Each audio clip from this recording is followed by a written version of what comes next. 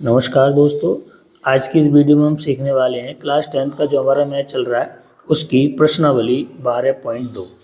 और इस प्रश्नावली का सबसे पहला सवाल सीखते हैं। इससे पहली वाली वीडियो में हमने जो प्रश्नावली 12.1 है उसके सारे क्वेश्चन पढ़ा रखे हैं। यदि आपने उस वीडियो को ना देखा हो तो उसका लिंक आपको डिस्क्रिप्शन बॉक्स में मिल जाएगा। आइए देखिए, शुरू करते हैं। सबसे पहला प्रश्न हमसे कह रहा है कि एक ठोस एक अर्धगोले पर खड़े एक शंकु के आकार का है जिनकी त्रिज्या 1 सेंटीमीटर है तथा शंकु की ऊंचाई उसकी त्रिज्या के बराबर है। यानी शंकु की ऊंचाई त्रिज्या के बिल्कुल एक बराबर है। ठीक है। इस ठोस का आयतन पाई के पदों में ज्ञात कीजिए। ठीक, आइए देखिए सवाल किस तरीके से कह रहा है हमसे। इसका मतलब कि नीचे हमारे पास एक अर्धगोला है। क्या है? अर्धगोला, यानी आधा कटा हुआ कोई गोला है। उसके ऊपर एक शंकु लगा हुआ है। क्या लगा हुआ है? शंकु। और दोनों की त्रिज्या कितनी है? 1 सेंटीमीटर। यानी शंकु की भी त्रिज्या 1 है और अर्धगोले की भी त्रिज्या 1 सेंटीमीटर। ठीक है। और शंकु की जो ऊंचाई है ना वो भी त्रिज्या के ही बराबर है। यानी इसमें सब कुछ 1-1 सेंटीमीटर के बराबर है। त्रिज्या शंकु की भी 1, अर्धगोले की भी 1 और ऊंचाई भी शंकु की 1, क्योंकि उसने साफ साफ कहा है। तो इसका हमें आयतन बताना है, वो भी पाई के पदों में। यानी पाई का मान नहीं लगाना। ठीक है। तो लिखेंगे इसलिए ठोस का आयतन। ठोस का आयतन। अब ये ठोस किस किस चीज से मिलकर बना हुआ है? अर्धगोला और शंकु। तो दोनों के आयतन को जोड़ देंगे, अपने आप आ जाएगा। तो कैसे लिखेंगे? यहां से लिखेंगे अर्धगोले का आयतन और प्लस शंकु का आयतन। कोई दिक्कत? बिल्कुल नहीं। साफ साफ शब्दों में कहा उसने कि भाई आयतन निकालना है तो दोनों का आयतन को जोड़ दो। अर्धगोले के आयतन का सूत्र आपको याद होना चाहिए, 2/3 पाई r की घात 3। और शंकु का होता है 1/3 पाई r स्क्वायर h। ठीक है। अब देखिए सबके मान, जिसका जो मान है चुपचाप लगा दीजिए, कुछ भी नहीं करना है इसमें। देखिए 2/3 की जगह 2/3, पाई की जगह पाई, r की जगह 1, क्योंकि मान 1 है। ठीक है। सबकी त्रिज्या वगैरह दोनों की एक ही चीज़ है। 1/3 ऐसा ही, पाई की जगह पाई, r का मान 1 की घात 2 और गुणा h की जगह भी कितना? 1। क्यों ऐसा हो रहा है? क्योंकि बेटा उसने स्पष्ट शब्दों में कहा है कि त्रिज्याएं 1 हैं। यानी त्रिज्या अर्धगोले की भी 1 है, शंकु की भी 1 है और शंकु की ऊंचाई भी त्रिज्या के बराबर, अर्थात ऊंचाई भी शंकु क्या हो जाएगी? 1 हो जाएगी। मैंने मान लिखे नहीं, आप चाहो तो यहाँ पे लिख लेना कि अर्धगोले की त्रिज्या 1, शंकु की त्रिज्या 1, शंकु की ऊंचाई 1। कोई जरूरत नहीं है, सिंपल सा सवाल है बिल्कुल। आगे देखिए यहाँ से, तो 2/3 अपनी जगह ऐसे ही, पाई की जगह पाई, 1 की घात 3 का मान 1 ही तो बनेगा, बिल्कुल बनेगा। प्लस 1/3 पाई गुणा 1 की घात 2 का मान 1 और गुणा 1। तो सिंपल अगर सबकी गुणा कर देंगे तो ऊपर से यहाँ बचेगा 2π/3 और यहाँ बचेगा π/3। कोई दिक्कत? अब यहाँ से 3 ले लीजिए एलसीएम, तो 3 एलसीएम लेंगे, 3 ही यहाँ 3 यहाँ, कोई गुणा कहीं नहीं होगी। तो सिंपल सा बचेगा 2π + पाई। तो 2π में जब पाई आप जोड़ेंगे तो ये हो जाएगा 3π/3। 3 से आप 3 काट देंगे तो इसका जो आंसर बनेगा वो बनेगा पाई और मात्रक लिख जाएगा सेंटीमीटर की घात 3। तो ये आ गया हमारे इस क्वेश्चन का आंसर कंप्लीट। देखिए अब हम यहाँ सीखते हैं इसका क्वेश्चन नंबर 2। और देखिए क्वेश्चन नंबर 2 में हमसे कहा जा रहा है कि एक इंजीनियरिंग के विद्यार्थी रचेल से एक पतली एल्यूमिनियम की शीट का प्रयोग करते हुए एक मॉडल बनाने को कहा गया है जो ऐसे बेलन के आकार का हो जिसके दोनों सिरों पर 2 शंकु जुड़े हों। इस मॉडल का व्यास 3 सेंटीमीटर है और लंबाई अगर टोटल 12 सेंटीमीटर है। यदि प्रत्येक शंकु की ऊंचाई 2 सेंटीमीटर हो तो रचेल द्वारा बनाए गए मॉडल में अंतर्विष्ट हवा का आयतन ज्ञात कीजिए। उसमें कितना आयतन उसके अंदर हवा आ जाएगी, ये हमसे पूछा गया है। आइए देखिए मैं समझाने का प्रयास करता हूँ चित्र बना के। क्वेश्चन बहुत अच्छा बढ़िया सवाल है। एक मॉडल बनवा रहा है, उस मॉडल में ये शर्त रखी गई है कि बीच में तो है बेलन, जैसा देखिए ये इस तरह से। ठीक, मैं आपको बना के दिखाता हूँ तो आपके समझ में आएगा। ये है बेलन। अब उसने दोनों सिरों पर एक एक शंकु जोड़ दिया है, एक शंकु इस सिरे पे और एक शंकु इस सिरे पे। ठीक, इस तरह से ये एक हमारा मॉडल बनाया गया है। तो कह रहा है कि इस मॉडल में कितनी हवा आ जाएगी उसका आयतन बताना है। अभी आपको एक गुल्ली डंडे की तरह लग रहा होगा, जो आपने बचपन में शायद आप में से बहुत से बच्चों ने खेली होगी। ठीक है। इस मॉडल की जो टोटल लंबाई है वो हमको बताई गई है 12 सेंटीमीटर, टोटल लंबाई मॉडल की, यानी इसमें बेलन भी शामिल है और दोनों शंकु भी आपके शामिल है। ठीक है, इस मॉडल का जो व्यास हमें बताया गया है वो बताया गया है 3 सेंटीमीटर व्यास। तो जब व्यास 3 है तो त्रिज्या आधी हो जाएगी, कोई दिक्कत नहीं है। और जो दोनों तरफ शंकु लगे हैं उन दोनों शंकुओं की जो ऊंचाई है वो कितनी है, 2 सेंटीमीटर, यानी ये शंकुओं की ऊंचाई कितनी दे रखी है, 2 सेंटीमीटर दोनों शंकुओं की। अब देखिए यहाँ से एक एक करके हम सबसे पहले सूचना अपनी लिखनी शुरू करेंगे, जो जो चीज़ें हमको दे रखी हैं। सबसे पहले चलिए शंकु के बारे में लिखते हैं। ठीक है, तो आप देखेंगे शंकु का व्यास, भाई व्यास तो दोनों का एक बराबर है क्योंकि दोनों एक ही जगह लगे हुए हैं, बेलन और शंकु। कितना दे रखा है, 3 सेंटीमीटर। तो अब आप चालाक बच्चे हैं, अगर व्यास 3 सेंटीमीटर है हमारा, तो इसलिए शंकु की त्रिज्या यानी आर का मान हो जाएगा 3/2 सेंटीमीटर। यहाँ तक कोई दिक्कत बिल्कुल नहीं। अब 3/2 तो त्रिज्या हो गई और हमें शंकु की ऊंचाई उसने खुद ही सवाल में बता रखी है, तो लिखेंगे शंकु की ऊंचाई, छोटे एस से मान ले रहे हैं, 2 सेंटीमीटर। ये जानकारी हमारे पास आ गई शंकु की। अब हम देखो बेलन की लिखते हैं। एक बात बताओ, दोनों एक ही जगह फिट हैं तो त्रिज्या जितनी शंकु की उतनी बेलन की होगी, बिल्कुल होगी। तो लिख देंगे इसलिए बेलन की त्रिज्या, और बेलन की त्रिज्या का मान भी कितना होगा, 3/2 सेंटीमीटर। ठीक, अब यहाँ से निकालेंगे बेलन की ऊंचाई, तो लिखेंगे बेलन की ऊंचाई, और बेलन की ऊंचाई को ना बड़े एस से मान लीजिए। देखिए किस तरह से, ये पूरी लंबाई हमारी 12 थी, बिल्कुल थी। इस 12 में से इधर भी शंकु की ऊंचाई 2 थी। देखिए मैं दोबारा आपको दिखा दूं, ये थी या नहीं थी 2, इधर भी 2, तो 2 इधर से कम करोगे 2 इधर से, तो 12 में से 2 + 2 कम कर दो, यानी 12 में से कितना घट जाएगा हमारा, 4 घट जाएगा। तो कितना बच जाएगा, सीधा सीधा 8। कितना बच जाएगा, 8 सेंटीमीटर। कोई दिक्कत, हमारे पास सारी चीज़ आ गई। अब यूँ पूछा है कि इस पूरे मॉडल में जो बना के तैयार करा है इसने, देखिए दोबारा समझा दो एक बार। यहाँ से यहाँ तक 12 था, नहीं था, 2 इधर कम करोगे 2 इधर, तो जो केवल बेलन है उसकी ऊंचाई कितनी रह जाएगी, 8 सेंटीमीटर रह जाएगी बस।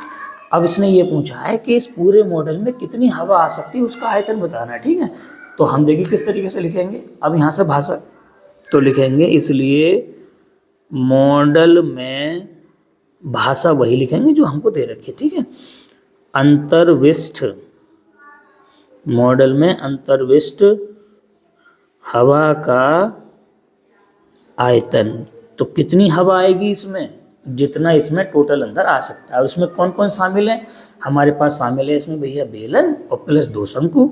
तो लिख देंगे बेलन का आयतन, ठीक, प्लस 2 गुणा शंकु का आयतन। समझ गए, शंकु के आयतन में 2 की गुणा क्यों हुई है, क्योंकि हमारे पास 2 शंकु हैं, दोनों तरफ एक एक, बेलन एक ही है। तो बेलन का आयतन होता है πr²h। मैंने h बड़े से क्यों माना है, शंकु का, मैं सॉरी बेलन का h हमने बड़े से मान रखा है। 2 गुणा शंकु का आयतन होता है 1/3 πr²h। ठीक है, अब इन दोनों में से ये देख लो क्या क्या चीज़ कॉमन आ रही है, जो कॉमन आ रही है सो कॉमन ले लो। देखिए पाई बाहर, r² बाहर। अब अगर ध्यान से देखोगे तो यहाँ से बचेगा बड़ा वाला h, और बचेंगे 2 गुणा 1/3 πr² बाहर आ चुका है, और बचेगा h। ठीक, अब सबके बस मान लगवा दीजिए, जो भी आंसर बनेगा अपने आप आपका आ जाएगा। क्या क्या आंसर बनेगा देखिए ध्यान से, पाई की जगह 22/7। ठीक, आर का मान आपको पता ही है कितना था, 3/2। कितना था आर का मान, 3/2 की घात 2 ब्रैकेट। बड़े वाले h का मान कितना है, 8, 2 की जगह 2, 1/3 की जगह 1/3, और ये h जो है शंकु की, इसका मान कितना था आपके सामने 2। बस इसको सॉल्व कर लीजिए, जो भी आंसर बनेगा आ जाएगा। देखो 22/7 ऐसे ही, 3 3 9 और 2 दूनी 4। अरे भाई घात दोनों हो रही है, बिल्कुल हो रही है। अंदर क्या बचेगा, 8 की जगह 8, बटे में 8 के 1 मान लेते हैं हम समझने के लिए, है ना। 2 एकम 2, 2 दूनी 4, इनकी गुणा हो जाएगी ऊपर 2 दूनी 4, बटे में कितना बचेगा यहाँ से 3। ठीक, अब आप देखिए यहाँ से चालाकी, 22/7 गुणा 9/4। अब इसमें से 1 और 3 का एलसीएम लोगे तो 3 एलसीएम आ जाएगा, तिरछी गुणा कर लोगे, 3 की गुणा करोगे 8 में तो कितने बचेंगे 24, और प्लस के ये हो जाएंगे कितने 4। ठीक, इसके बाद देखो कैलकुलेशन में यहाँ पे करा दे रहा हूँ थोड़ी सी, 2-3 लाइन कैलकुलेशन और हमारी बची है। देखिए 22/7 ऐसे ही, ये वाला 9/4 ऐसे ही गुणा, मैंने पूरा ब्रैकेट हटा दिया, 24 में आप 4 जोड़ लेंगे 28 हो जाएगा, बटे में आपके 3 बच जाएंगे। अब देखो जो चीज़ कट सकती है काट लीजिए यहाँ से। देखिए सबसे पहले काट दीजिए, 7 चौके 28 कट गए, 3 तियां 9। अब आपके सामने बचे 22 और बचे 3 और बचे 4, और पूरे के बटे में कितने बचे 4, 4 से 4 काट दीजिए। तो अब यहाँ से बचा 22 गुणा 3, तो 22 तियां 66 सेंटीमीटर की घात 3, और यही आ जाएगा आंसर। इसका मतलब उस पूरे मॉडल में 66 सेंटीमीटर की घात 3 क्या कर सकती है, हमारी हवा आ सकती है, और यही हो जाएगा हमारे इस क्वेश्चन का आंसर। अब देखिए यहाँ से हम सीखते हैं क्वेश्चन नंबर 3। अब क्वेश्चन नंबर 3 में देखिए हमसे कह रहा है कि एक गुलाब जामुन में उसके आयतन की लगभग 30% चीनी की चाशनी है, मानी चीनी का बखर जो गुलाब जामुन में रहता है, गुलाब जामुन मानी रसगुल्ला है ना, किसी को ना पता हो तो। 45 गुलाब जामुनों में लगभग कितनी चाशनी होगी यदि प्रत्येक गुलाब जामुन एक बेलन के आकार का है, जिसके दोनों सिरों पर क्या लगे हैं, अर्धगोलाकार लगे हैं, तथा जिसकी लंबाई 5 सेंटीमीटर है और व्यास 2.8 सेंटीमीटर है। आइए देखिए मैं समझाता हूँ कैसे। देखिए कह रहा है हमारे पास भाई 45 गुलाब जामुन दे रखे हैं। कितने गुलाब जामुन, 45। तो उन 45 गुलाब जामुन में कितनी चीनी की चाशनी होगी, और उसका जो डिज़ाइन दे रखा है वो कुछ इस तरह से हमें दे रखा है, 45 के 45 गुलाब जामुनों का, यानी बीच में आपके क्या है इसमें बेलन। ठीक, गुलाब जामुन आपने देखे भी होंगे इसी टाइप के होते हैं, और दोनों साइड में क्या जुड़े हुए हैं, अर्धगोला, यानी इस तरह के गुलाब जामुन है। कुछ गुलाब जामुन गोल वाले भी होते हैं, ये थोड़ा सा इस टाइप का है। ठीक है, अब सबसे पहले देखें सूचना हमें क्या क्या मालूम है। हमें इस पूरे गुलाब जामुन की सबसे पहले लंबाई मालूम है 5 सेंटीमीटर, एक जानकारी। ठीक, और हमें इसका व्यास मालूम है 2.8 सेंटीमीटर, ये पूरा व्यास। तो आप जानते हैं त्रिज्या क्या हो जानी है, हमारी आधी हो जानी है। तो सबसे पहले एक एक करके सूचना नोट करते हैं। इस गुलाब जामुन में देखिए कौन कौन शामिल है। एक तो हमारा अर्धगोला शामिल है 2, और एक हमारा बेलन शामिल है। तो पहले शुरुआत करते हैं अर्धगोला से। तो लिखेंगे पहले अर्धगोले का व्यास। तो व्यास हमारे पास है 2.8 सेंटीमीटर। अगर आप थोड़े से भी चालाक हैं तो व्यास अगर 2.8 है तो बेटा त्रिज्या कितनी हो जाएगी, 1.4 हो जाएगी। तो लिखेंगे अर्धगोले की त्रिज्या यानी आर का मान हो जाएगा 1.4 सेंटीमीटर। आप जानते हैं व्यास अगर पता हो तो त्रिज्या को हम आधा करके निकाल लेते हैं। ठीक है, अब इसको थोड़ा सॉल्व कर लीजिए, पॉइंट हटा दीजिए यहाँ से। जैसे 1.4 है, पॉइंट हटाते बटे में क्या आ जाएगा 10, तो ये आर का मान बन जाएगा 14/10 सेंटीमीटर। मैंने क्यों पॉइंट हटा दिया, थोड़ा सा कैलकुलेशन में आसानी हो जाती है पॉइंट हटाने के बाद। सिंपल गुणा भाग करोगे थोड़ी सी सरलता रहेगी, पॉइंट में करोगे तो कहीं ना कहीं दिक्कत आती है ना। ये तो हो गई हमारी अर्धगोले की जानकारी। अब हम यहाँ से लिखते हैं बेलन के बारे में। देखिए तो त्रिज्या अगर अर्धगोले की इतनी है तो बेटा त्रिज्या हमारी बेलन की भी इतनी होगी, क्योंकि दोनों सेम साइज के हैं। तो लिखेंगे बेलन की त्रिज्या। तो त्रिज्या हमारे बेलन की भी कितनी हो जाएगी, 14/10 सेंटीमीटर। कोई दिक्कत यहाँ तक। अब यहाँ से निकालेंगे बेलन की ऊंचाई। बेलन की ऊंचाई, तो बेलन की ऊंचाई देखिए कैसे निकलेगी, आपको मैं देखो थोड़ा ध्यान समझाऊं। देखो ये यहाँ से यहाँ तक पूरा 5 है, बिल्कुल है 5। अब 1.4 त्रिज्या इधर से कम करोगे, 1.4 इधर से कम करोगे, भाई त्रिज्या दोनों की 1.4 है, तो इसका मतलब इस पूरे 5 में से 2.8 कम कर दो तो कितना बचेगा, सीधा सीधा 2.2 बच जाएगा। तो लिखेंगे इसलिए बेलन की ऊंचाई कितनी, 2.2 सेंटीमीटर। आ गया समझ में, दोबारा देख लो। ये पूरा यहाँ तक 5 है, 1.4 इधर से कम, 1.4 इधर से कम, तो पूरे 5 में से 2.8 कम हो गया, कुल मिला के कितना बच गया, 2.2 बच गया। अब देखो इसको भी ठीक कर लीजिए पॉइंट हटा के। तो 2.2 है, हटाओगे पॉइंट, बटे में 10 हो जाएगा। तो यहाँ से h का मान आपको प्राप्त हो जाएगा 22/10 सेंटीमीटर। अब यहाँ से हमारे पास सारी जानकारी टोटल इकट्ठी हो गई। अब देखिए गुलाब जामुन है कितने, तो गुलाब जामुन है टोटल 45। ठीक, तो सबसे पहले एक काम करो, उस 45 गुलाब जामुनों को आयतन निकाल लो। जो भी आयतन निकल के आएगा फिर उसका 30% निकाल देंगे, चीनी की चाशनी आ जाएगी अपने आप। ठीक है, तो सबसे पहले हम लिखेंगे इसलिए 45, अरे 45 ही तो कहा है उसने, 45 गुलाब जामुनों का आयतन। तो देखिए सबसे पहले क्या करेंगे, एक गुलाब जामुन का आयतन बताइए कैसे निकलेगा। भाई गुलाब जामुन में हमारे कौन कौन शामिल है, बेलन शामिल है और प्लस 2 क्या शामिल है, अर्धगोला। ठीक है, तो एक काम करेंगे यहाँ से देखिए सबसे पहले 45 से गुणा कर दीजिए। भाई क्यों 45 से गुणा कर रहे हैं, क्योंकि हमें 45 गुलाब जामुनों का आयतन चाहिए। 10 का चाहिएगा 10 से गुणा कर देंगे, 5 का चाहिएगा 5 से।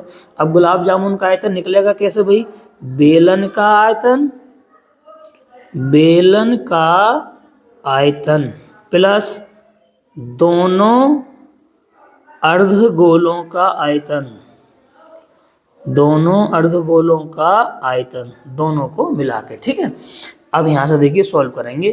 45 की जगह 45, बेलन का आयतन आप जानते हैं पाई आर स्क्वायर एच, और अर्धगोले का आयतन होता है 2/3 पाई आर की घात 3। अब आगे 2 से क्यों गुणा है, क्योंकि बेटा इसमें 2 अर्धगोला शामिल है। ठीक है, अब देखिए आगे गुणा करिए, तो 45 गुणा, अब इन दोनों में से देखिए कौन सी चीज़ ऐसी है जो कॉमन है। एक काम करते हैं, उसको 45 के संग ही बाहर ले लेते हैं। देखो ऐसे ऐसे लिख लो ठीक से करके, ये 45 है, बिल्कुल है गुणा, तो इसके बाहर जो जो चीज़ दोनों में समान है उसे बाहर निकाल लीजिए। तो एक तो पाई और एक आर स्क्वायर, और तो कुछ नहीं बचेगा। तो अंदर से यहाँ से बचेगा एक तो एच, और बचेंगे 2 और 2/3, और एक बचेगा यहाँ से आर, क्योंकि आर की घात 3 था। देखिए 45 यहाँ, पाई आर स्क्वायर दोनों से बाहर ले लिया, यहाँ से एच बच गया, यहाँ से 2/3 बचे, और एक यहाँ से हमारा आर बच गया। अब बस इनके मान लगा लीजिए, तो जो आंसर निकल कर आएगा वो निकल कर आएगा 45 गुलाब जामुनों का आयतन। और फिर जब 45 गुलाब जामुनों का आयतन आ जाएगा, उसके बाद उसका 30% निकाल देंगे, आंसर हमें अपने आप प्राप्त हो जाएगा। देखिए कैसे, आइए मैं सिखाता हूँ। देखिए 45 की जगह 45 गुणा, पाई की जगह 22/7, कोई दिक्कत, गुणा आर का मान देखिए अभी हाल हमने पता करा आपके सामने 14/10, 14/10, लेकिन घात कितनी लगा देंगे 2। ठीक, एच की जगह आपके सामने मान तैयार है 22/10 प्लस 2 गुणा 2/3 और गुणा आर का मान 14/10। कुछ नहीं करा है, सिर्फ और सिर्फ मान लगाए हैं। अब देखिए इसके बाद इसको मैं कैसे सॉल्व करूंगा, ध्यान से देखेंगे। थोड़ा सा क्वेश्चन हमारा अच्छा है ना। अब देखो ध्यान से, थोड़ा समझते रहेंगे, देखिए सबके समझ में आएगा, लेकिन थोड़ी सी चालाकी के साथ। ये वाला 45 की जगह 45 अभी भी, 22/7 अभी भी ऐसे ही, 14/10 पे घात 2 है तो मैं 2 बार गुणा कर दी, 14/10 गुणा 14/10। ठीक, ये वाला 22/10 ऐसे ही मैंने बचा दिया, प्लस 2 दूना जो हो गया 4/3 और गुणा 14/10। अब देखो एक एक करके इसको सॉल्व करना, कैसे हम प्रारंभ करेंगे। यहाँ से देखिए थोड़ा सा आप काट के छोटा कर लीजिए, इसको 7 से काट दीजिए, 7 दूनी 14। ठीक, तो यहाँ से बचे 45 गुणा 22 गुणा 2 गुणा 14, और नीचे रह गए 10 दाही 100। ये तो यहाँ से बच गया। ये वाला मान 22/10 ऐसे ही 14 की गुणा करिए 4 में, तो 14 चौका 56, और 3 की गुणा 10 में तो 30। ठीक, अब आगे सॉल्व करो। यहाँ से एक काम करो, अब सबसे पहले यहाँ से देखिए 45 गुणा 22 दूनी 44 गुणा 14/100, इतना ठीक है। अब एक काम करो, यहाँ से 30 एलसीएम ले लो इन दोनों का अंदर, तो 30 से एलसीएम लोगे तो 10 में कितने गुणा का 30 आ जाए 3 की, तो 3 की गुणा हो जाएगी, तो कितने हो जाएंगे 66 और प्लस 56, क्योंकि यहाँ तो 30 है, 30 में गुणा 30 की तो 1 आएगा, तो यहाँ 1 से गुणा होगी।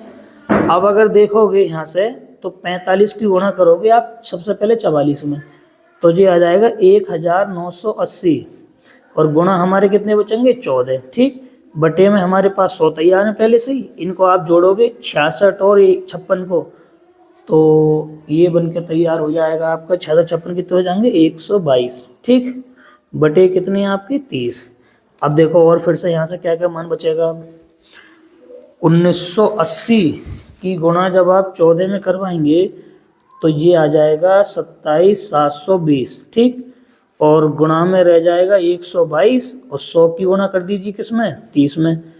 तो ये 3 एकम 3, 2 जीरो जे वाले और 1 जीरो जे वाला, ठीक। इतना बचेगा। अब एक काम करें यहाँ से, अब इन दोनों की गुणा कर लो 122 की और इसकी। तो 122 की और इसकी गुणा करोगे तो ये आएगा 27,720 की गुणा करोगे 122 में तो ये बचेंगे बेटा 338184 और 0, ठीक। और 3 क्या है, कितने जीरो 3, जैसे कि हमारे चल रहे हैं जी। 1 जीरो से यहाँ 1 जीरो खत्म कर दो तो फिलहाल बचे 338184 बटे 300, ठीक।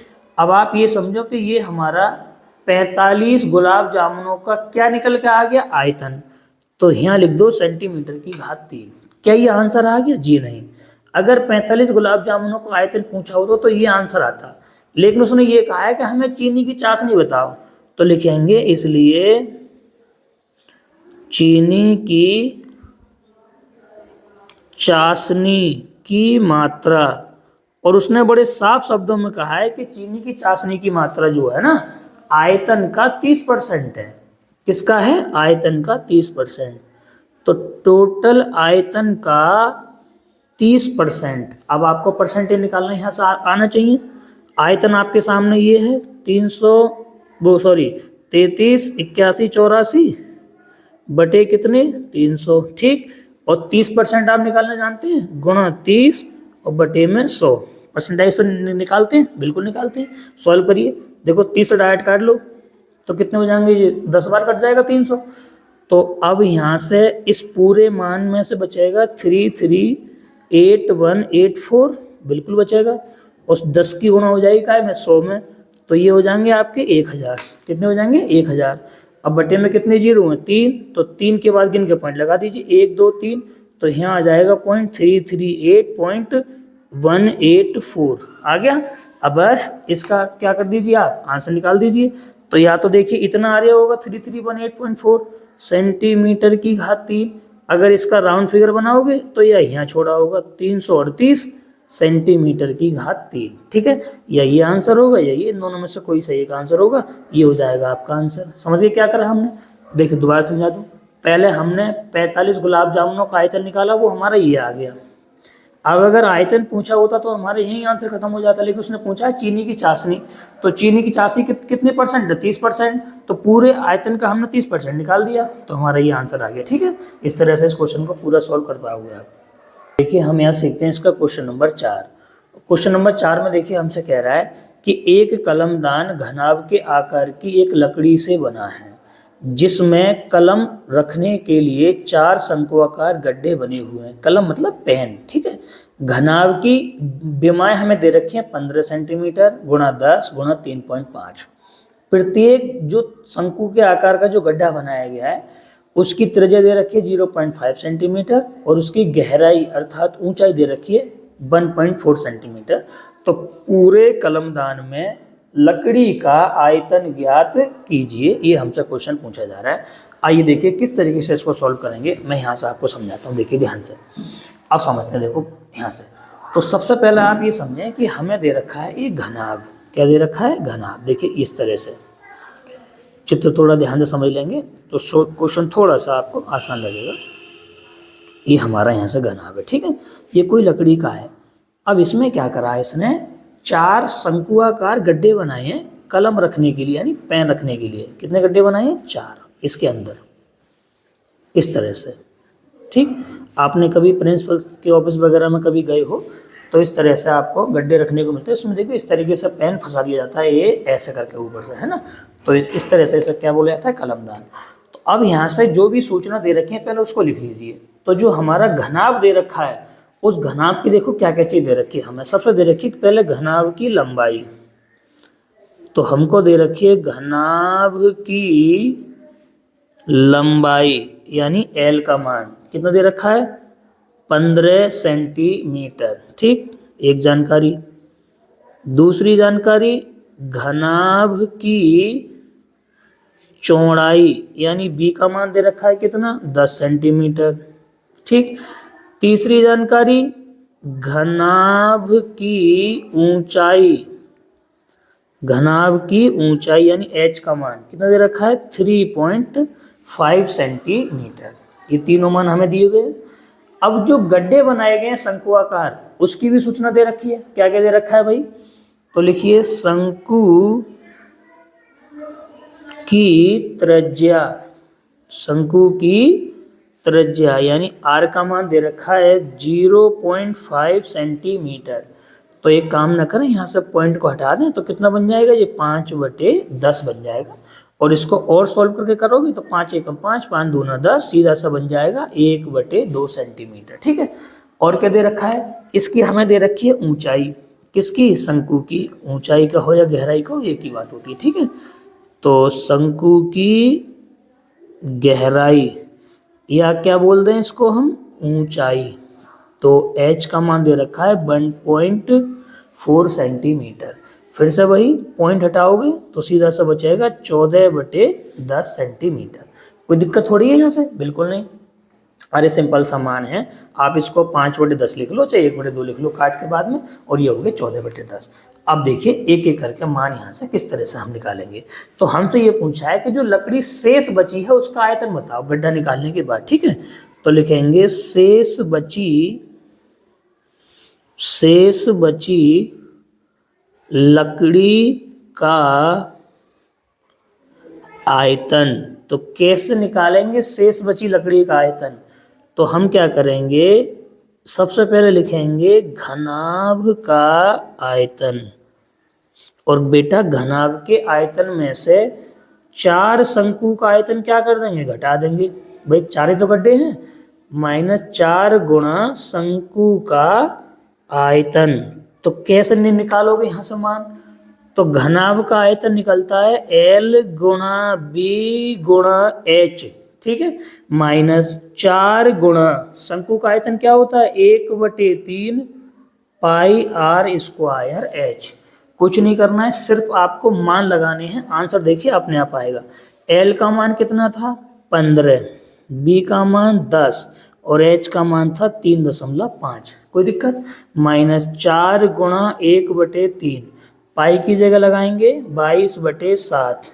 R का मान कितना आया था भाई, R का मान था बेटे 5/10, 5/10 लिख दो या 1/2, बात एक ही है। और गुणा H का मान आपके सामने कितना तैयार था, अभी हमने सॉल्व करा था 14/10। ठीक, हमने सारे मान फिट कर दिए। अब देखिए इसको कैसे हम सॉल्व करने को बैठते हैं, एक एक करके ध्यान से देखेंगे। 15 की गुणा करिए 10 में 150 गुणा 3.5 है, हटा दो पॉइंट, बटे में आ जाएगा 10, 10 से 1 0 यहाँ से कट जाएगा जी, माइनस क्या क्या चीज़ बचेगी यहाँ से ध्यान से देखेंगे। एक तो बचा हमारे पास 4, ठीक, एक बचा हमारे पास ऊपर 22, ये 5 है, 5 की घात 2 का मान कितना हो जाएगा 25 गुणा 14, और यहाँ से बचेगा 3 और एक तो बचेगा यहाँ से 7 फिलहाल, और जे हो जाएगा 10 दहाई 100। ठीक, और गुणा 1 जे वाला 10। अब देखिए यहाँ से क्या क्या चीज़ हमारी कटने को तैयार है, जो जो हमारा कट सकता है मान यहाँ से देखो काटेंगे। सबसे पहले काटिए 7 से 7 दूनी 14। तो देखिए यहाँ से एक लाइन चलो अब नहीं लिखी जाएगी, नए पेज पे आते हैं। देखिए ध्यान से देखना, यहाँ के बाद क्या सॉल्व करूँगा मैं। देखिए एक तो देखो यहाँ से आपका ये वाला मान बचेगा, सबसे पहले यहाँ से बचे आपके पास 15। ठीक, 10 से 0, अरे भाई 10 थे तो 10 से हमने 0 से 0 काट दिया तो 15 बच गए यहाँ से। और कितने रह गए थे जी, 35 रह गए थे। ठीक है, इतना तो हमारा यहाँ से बच गया। अब देखिए इधर से हमारे पास क्या क्या चीज़ बचेगी।